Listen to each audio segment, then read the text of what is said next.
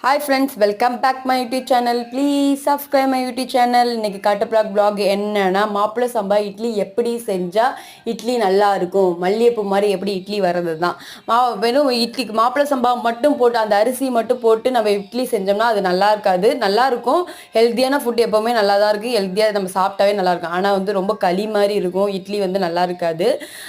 அதனால் நான் என்ன பண்ணிக்கிறேன்னா 2 டம்ளர் வந்து மாப்பிள சம்பாவும் 1 டம்ளர் பட்டை திட்டாத இட்லி அரிசியும், பட்டை திட்டி இட்லி அரிசியும் போட்டுக்கலாம். ஆனால் நான் பட்டை திட்டாத இட்லி அரிசி தான் நான் யூஸ் பண்ணுவேன். நான் எப்போவுமே வந்து பாலிஷ் போட்டதை நான் எப்போவுமே யூஸ் பண்ணவே மாட்டேன். பட்டை தீட்டாமல் வச்சுக்கிறதுக்கு தான் எவ்வளோக்கு எவ்வளோ நம்ம சாப்பிட்றோமோ அதோட ஆரோக்கியமானது.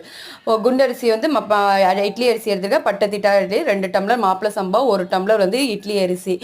இதுதான் என்னோட மூணுக்கு நம்ம எடுத்து வச்சிருக்கிறேன்.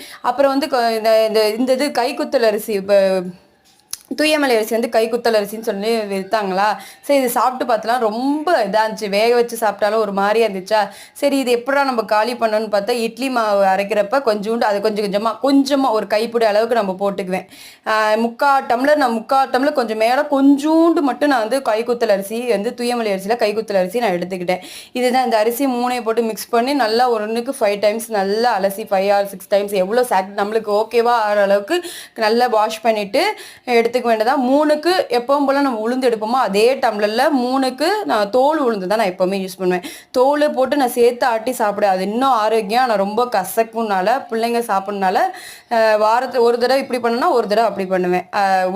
தோல் உளுந்து போட்டு ஆட்டுவேன், தோல் உளுந்து போடாமல் எடுத்து ஆட்டுவேன். இன்றைக்கி தோல் உளுந்து எடுத்து போட்டு ஆட்டுறேன், அதனால தான் எடுத்துக்கிறேன். அப்புறம் உளுந்து போட்டு எப்பவும் போல் வெந்தயம் போட்டு ஊற வைக்கணும். பாய்.